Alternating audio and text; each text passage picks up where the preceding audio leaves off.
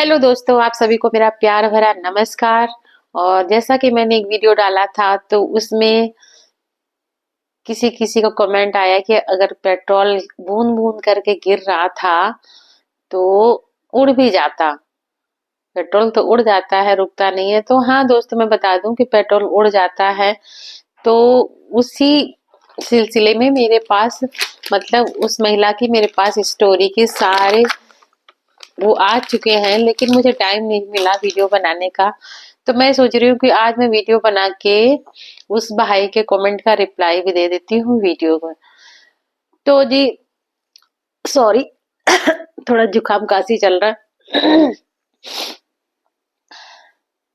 उस बहन का कहना ये है कि 1994 में मेरी शादी होती है और मुझे देखने के लिए लोग आते हैं। तो लोग जैसे आजकल फैशन चल रहा है कि लोग देखने जाते हैं, बहुत सारे लोग फैमिली मेंबर जाते हैं। तो ऐसा उस महिला के साथ कुछ नहीं हुआ। उसको देखने के लिए सिर्फ और सिर्फ उसका हस्बैंड आता है, जो कि खुद भी बहुत सुंदर होता है, जॉब में होता है। और लड़की भी सुंदर होती है, महिला भी सुंदर होती है। वो हस्बैंड उसका पसंद कर लेता है उसको और बोलता है कि मेरे घर में मेरी चलती है, मैं अगर हाँ करूंगा तो हाँ होगी, ना करूंगा तो ना होगी। ऐसे करके जो सारे सिस्टम होते हैं वो भी पूरे फॉलो नहीं होते हैं। मतलब जो गोद भराई की रस्म होती है वो भी उस महिला के साथ नहीं होती है। और शादी का प्रोग्राम फिक्स हो जाता है। मतलब 1 साल माफ करेगा दोस्तों, 1 साल हो जाता है। 11 मई 1993 को लोग देखने आते हैं। सॉरी फिर से मैं बोल गई लोग, मतलब उसका हस्बैंड देखने आता है। और उनके पापा जो थे उसके हस्बैंड के, तो वो दहेज वहेज के चक्कर में थे, मांग रहे थे। लेकिन यहाँ पर इस व्यक्ति ने, इस महिला के व्यक्ति ने बहुत ज्यादा समझदारी दिखाई। दहेज वहेज ना मांगते हुए उसने लड़की देख के हाँ कर लेता है वो। लेकिन फिर भी उस समय जो उनकी औकात जो उन्होंने मांगा था उससे कहीं ज्यादा भी उसकी शादी हुई थी, ये सारी बातें हुई थी। तो फिर दोस्तों 11 मई को देखने आते हैं उनके हस्बैंड। और बीच में प्रोग्राम लेन देन को चल के 1 साल डिले रहता है प्रोग्राम। मतलब 94 में फिर शादी फिक्स होती है मई को, 22 मई को। 11 मई को देख गए 93 में, 22 मई 94 को शादी फिक्स हो जाती, शादी हो जाती है। Very sorry. और उस महिला की विदाई हो जाती है। तो जो उसका हस्बैंड होता है वो पता नहीं बोलती है कि मेरी किस जन्म की दुश्मनी थी इस व्यक्ति से, जो इसने मेरे साथ ऐसे करके निभाई। फर्स्ट रा मतलब दिन जब विदाई होती है लड़की की, तो बंदा कार वार कुछ नहीं लेके आता, एक उधार कार लेके आता है मांग के। जीप होती है, उस समय जीप चलती थी और मारुतियां भी चलती थी, ऐसी बात नहीं है, सब चलता था। लेकिन अपनी मेंटालिटी उसके अंदर पता नहीं क्या था। जो था वो तो पता है मुझे, मैंने सब पढ़ लिया है। लेकिन बताऊंगी अगले वीडियो में कि रीजन क्या था, इसका कारण कौन था, ये करने कराने वाला कौन था। तो भाई वो जीप जो है ना वो खराब हो जाती है रास्ते में। बाराती सारे बस से आते हैं, बाराती सारे खाना वाना खा को के अपना सो सा जाते हैं, सब कुछ हो जाता है। लड़का आता है सुबह 3 बजे। लड़की बेचारी बैठे बैठे बैठे बैठे उसका मेकअप सब, गर्मी का मौसम होता है, मई आप जानते हो, वो भी लास्ट मई। तो बहुत ज्यादा गर्मी पड़ रही होती है। सॉरी। उसका मेकअप सब धुल जाता है, मेकअप धुल जाता है। दोस्तों क्षमा करेगा, बहुत ज्यादा मुझे दिक्कत है, लेकिन मैं सोच रही हूँ कि वीडियो बना दूं। तो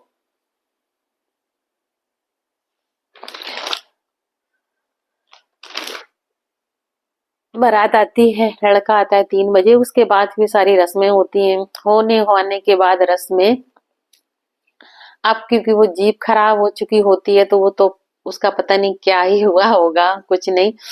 अब लड़की की विदाई की जाती है घर से लेके, जो कस्बा होता है जहां से बस मिलती है, वहां तक उस लड़की को मोटरसाइकिल से छोड़ा जाता है और मोटरसाइकिल से छोड़ने के बाद फिर वो लड़की जाती है बस में बैठ के।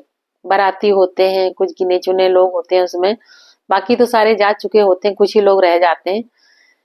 तो उसमें से कोई उससे पूछने वाला नहीं होता है, ना पानी ना खाना, कुछ भी पूछने वाला नहीं होता है। कोई सिर्फ एक बंदा होता है, दूर के रिश्ते से, कहीं उसका भाई लग रहा होता है, पता नहीं क्या कौन सा रिश्ता होता है दूर के रिश्ते से।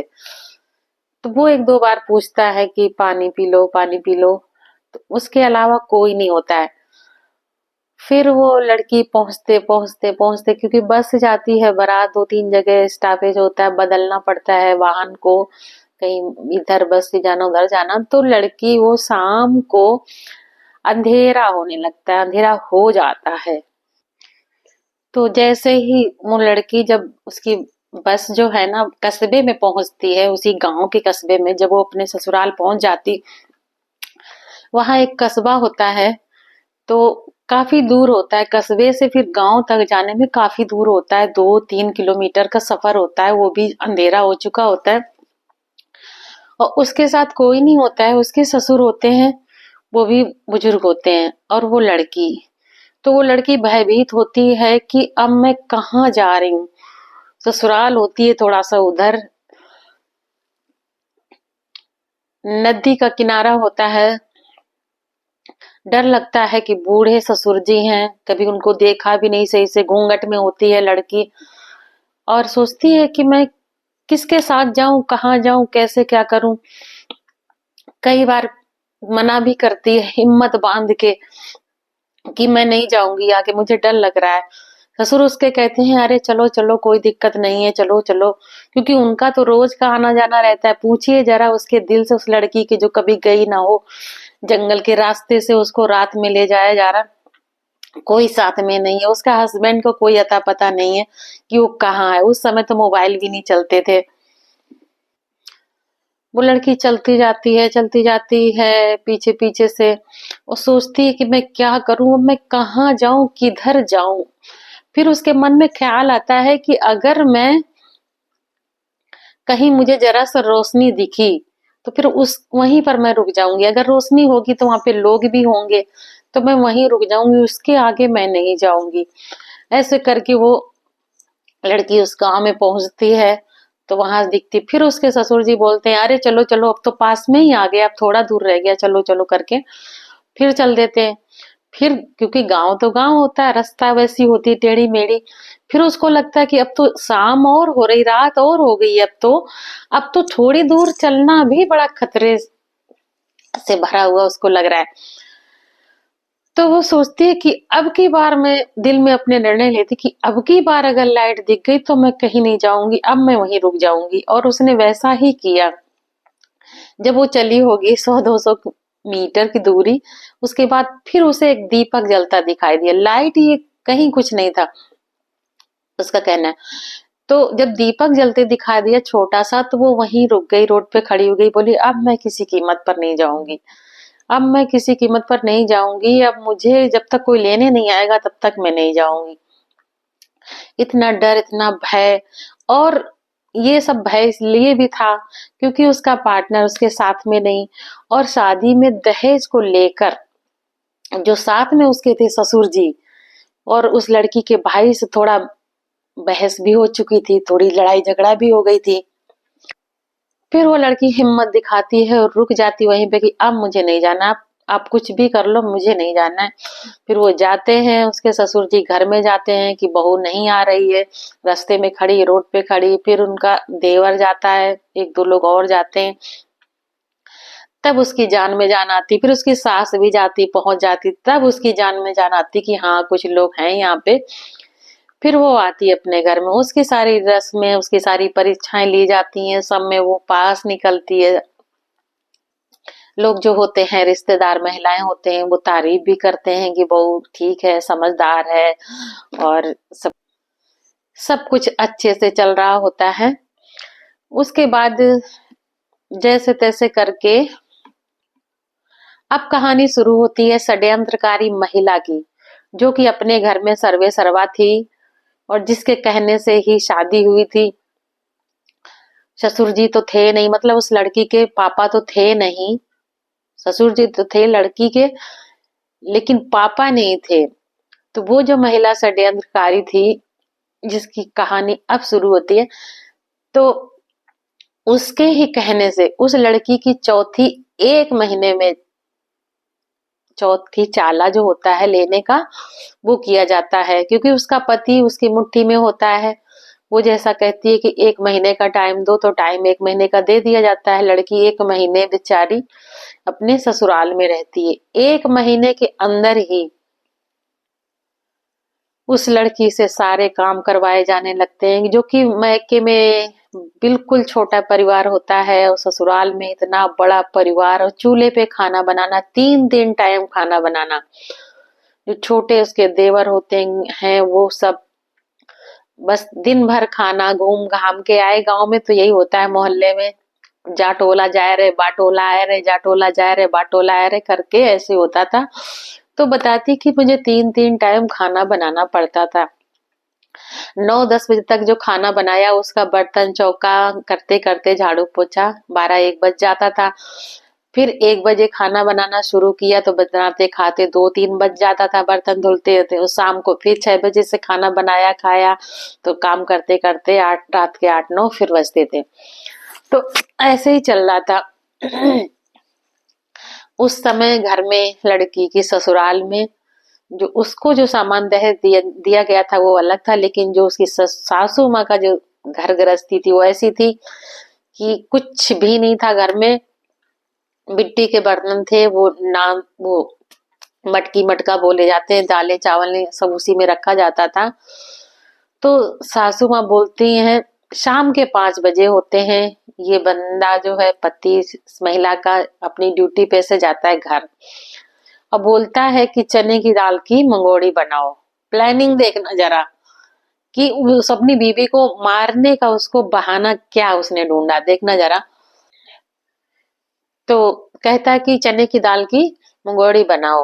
तो वो कहती है मुझे पता नहीं है चने की दाल कहाँ है। तो कहता है ये जो सारी मटकी रखी इसमें से ढूंढो, बहुत सारी मटकी एक कोने में जमा होती हैं। तो कहता है इसमें से ढूंढो। तो जब वो कहती है कि मैं क्यों ढूंढूं, मम्मी है उनसे बोलो निकाल दे, मैं मुझे दे दे, मैं बना दूंगी। तो कहता है नहीं, उसमें से ढूंढो, एक एक करके उसने ढूंढो। तो उसने मना किया कि मतलब इतनी सारी मटकी मैं कैसे मतलब ढूंढूं। उस बंदे ने इस बात के पीछे उसकी बहुत पिटाई की कि मेरी बात क्यों नहीं मानती है, मेरी बात क्यों नहीं मानती है। सिर्फ उसका कहना ये था कि मेरी बात नहीं मानती और मैं इससे अपनी बात मनवा के रहूंगा। चौथी भी नहीं गई थी उस लड़की की, बेचारी की, इस महिला की, और उसको बेथा पीटा गया। अब महिलाओं की संख्या बढ़ रही है, तो मैं यहाँ पे नाम रख दूंगी ए। जो अभी मैं स्टोरी सुना रही थी उस महिला का नाम ए है, और जो अब शुरू होती है उसकी जिंदगी बर्बाद करने वाली वो बी। बी महिला होती है। बी से वो भाभी भी है, और वैसे तो उसका नाम इस स्टोरी में बी रख रही हूँ। तो ये जो बी नाम की महिला होती है, उसकी भाभी बहुत ही घटिया, निहायती कैरेक्टरलेस औरत होती है। और इसने अपनी ससुराल में तबाही मचा रखी होती है। इसके देवर से इसको सब कुछ पता नहीं क्या क्या, उसने अपने देवर को भी, जब उसने इसकी पोल खोली इसके देवर ने, तो उसने अपने देवर को जेल भी पहुंचा दिया। सारे कर्म कांड करके बैठी हुई थी। तो जो भी ये कर्म कांड करके आई थी, बेचारी सीधी सादी महिला के ससुराल में बताया कि इसने ऐसा ऐसा किया है। और तैसे गांव के ठहरे लोग जाहिल, वैसे तो सारी फैमिली पढ़ी लिखी है इस महिला की, लेकिन एक वाहियात औरत ने अपने चंगुल में ऐसा फंसाया कि सारे के सारे जाहिल गंवार हो गए। जो ये कहती गई वही वो मानते गए। यहाँ तक कि इसका हस्बैंड भी इसके चंगुल में आ गया बी महिला के। अब तो इसकी आए दिन बातें होने लगी, घूमने लगी, और वो बेचारी महिला अपना वहीं पे सड़ रही है। 1 साल तक उसने वहीं पे जैसे तैसे करके गुजारा। 1 साल के अंदर ही उसको सुनने को क्या मिलता है। एक दिन वो महिला बैठी होती है, ए ए महिला बैठी होती है अपने घर में काम वाम करके, तो उसकी सासू माँ बोलती है कि ये जो एक तीसरी महिला है सी महिला है। आपको बताने के लिए बोल रही हूँ, वैसे समझ में नहीं आएगा। तो सी नाम की महिला की जो अब एंट्री हो रही है, तो वो इस महिला की, ए महिला की हस्बैंड की रखेल थी वो सी। ठीक है।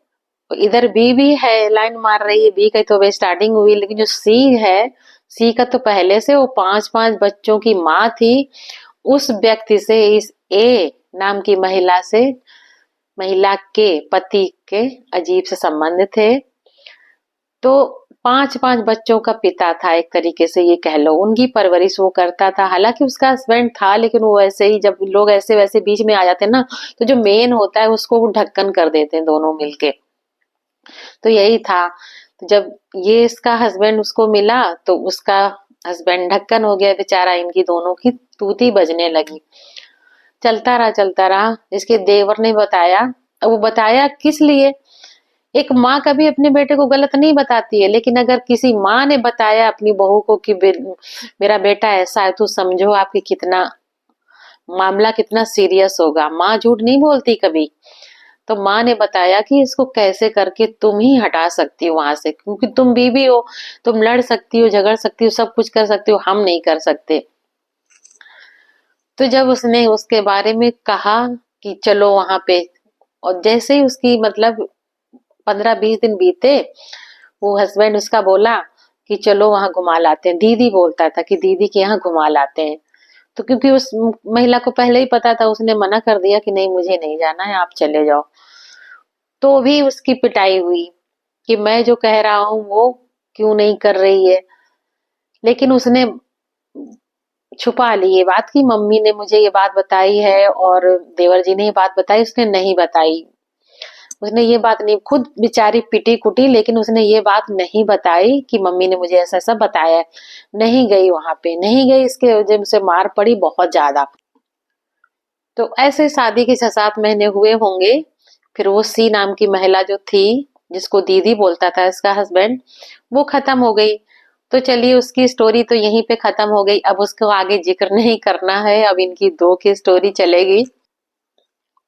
इस बी नाम की महिला ने तो ऐसा आतंक मचाया घर में कि उसके हस्बैंड को बिल्कुल ढक्कन ही कर दिया। मतलब ढक्कन क्या, उसको अपने इशारे में ले लिया। अब वो जो कहती वही करता। उस महिला को, बेचारी को, ना तो एक पैसा मिलता, ना कुछ मिलता। बच्चों के कपड़े खरीदने के लिए भी उसे पैसे नहीं मिलते। उसका पति क्या करता था, उस टाइम पे गैस नहीं थी, स्टोव पे खाना बनता था, या फिर चूल्हे पे। गाँव वाँव में होते थे तो चूल्हे पे बनता था, नहीं तो स्टोव पे बनता था, मिट्टी के तेल से। अब मिट्टी का तेल नहीं आता है, केरोसिन ऑयल नहीं आता है। अब बहुत सारे बच्चे जो हमारे, वो जानते भी नहीं कि क्या होता था मिट्टी का तेल।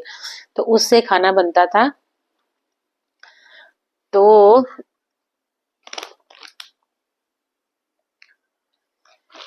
तो इसका हस्बैंड जो है ना, मिट्टी का तेल भी लाके नहीं रख सकता था सही से। क्या करता था, जब परेशान करने का मन करता था तो उसको कहता है पैसे देना, सब कुछ बंद कर देता था। फिर आता था जब घर पे खाना नहीं बन रहा है, कुछ नहीं, तो फिर पूछता था कि क्यों नहीं बन रहा। तो बोले मिट्टी का तेल नहीं है। तो जब मिट्टी का तेल नहीं है, तो उससे कहता था कि तेरे पास पैसे हो तो निकाल। तो जो भी उस समय 25-25 पैसे सब लोग मिला के 1-2 रुपए लीटर मिलता था। तो सभी लोग मतलब इकट्ठा करते थे पैसे। उसके भाई भी रहते थे उस के पति के, और उसकी वाइफ और उसके खुद मिला के, मतलब सारे के पैसे वो निकलवा लेता था इसी बहाने। मिट्टी का तेल आता था तब खाना बनता था। फिर महीने में दूसरा तीसरा चांस ऐसा आता था कि कुछ ना कुछ घटता ही रहता था। कभी नमक नहीं है, तो नमक के लिए भी वही करता था। सभी लोग मिलाओ पैसे, 25-25, अब तो पैसे 25-25 पैसे, अब तो पैसे रुपए चलते हैं, पैसे नहीं चलते। पहले पैसे चलते थे। तो पैसे मिला के नमक आता था। फिर वही घट गया कभी तेल, तो अब पैसे मिला के तेल। तो औरत सोचती थी कि यार ये क्या हुआ है मेरे साथ, मेरे साथ क्या हुआ है। मेरे भाई ने इतना सब कुछ दिया, इतना सब कुछ देने के बावजूद भी इससे अच्छा है कि मुझे किसी घास खोदने वाले के साथ मेरे भाई कर देते तो वो बढ़िया था। कम से कम साले साथ में काम करते हम लोग, गोबर पाते, कुछ भी करते, खेती बाड़ी करते, लेकिन साथ में रहते, आराम से खाते पीते बनाते। ये क्या है, पता ही नहीं चल रहा है कि ये व्यक्ति नौकरी कर रहा है, जॉब कर रहा है कि नहीं कर रहा है।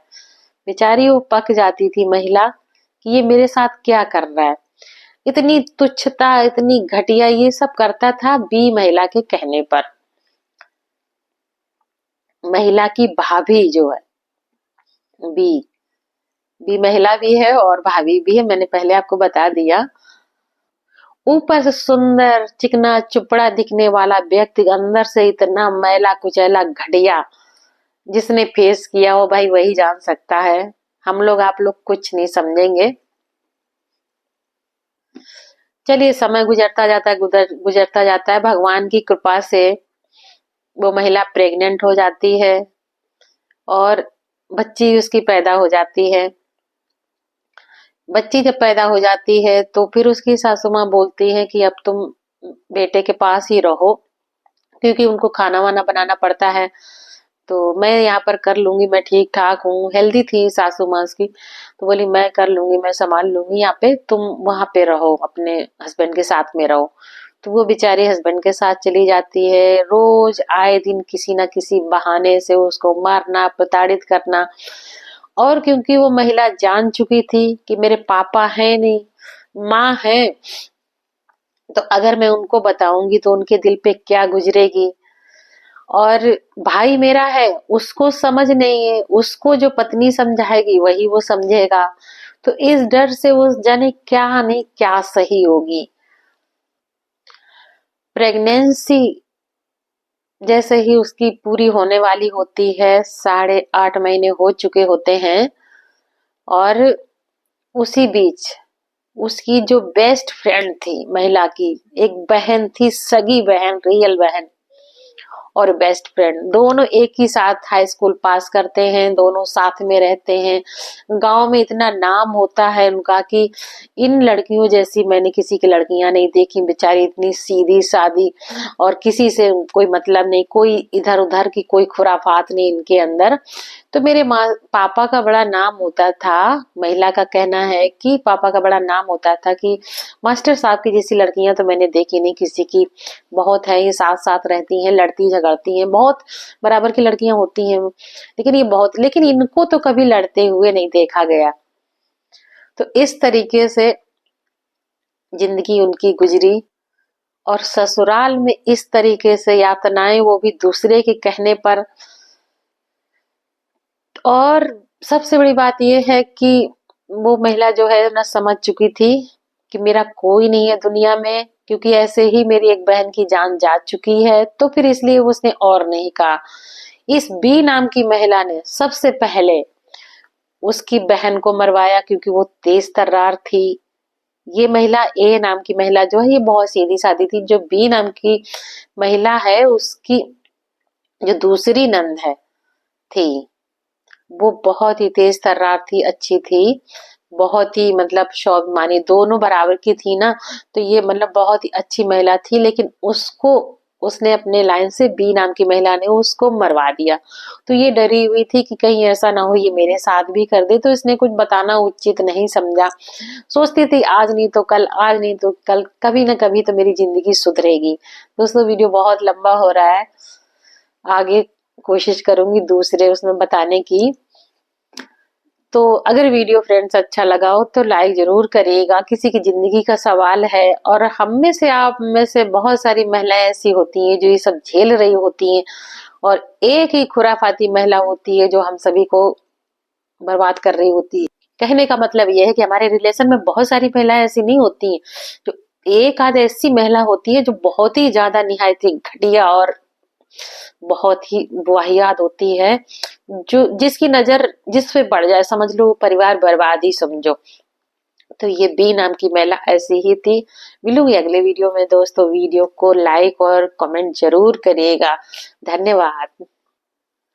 थैंक्स फॉर वॉचिंग दोस्तों, प्लीज अपना प्यार दीजिएगा इस वीडियो पे, ताकि मैं और वीडियो आपके लिए लेके आऊं।